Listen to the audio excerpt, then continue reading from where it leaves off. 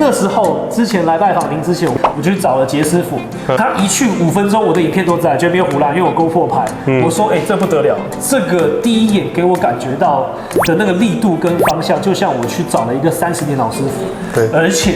真的没有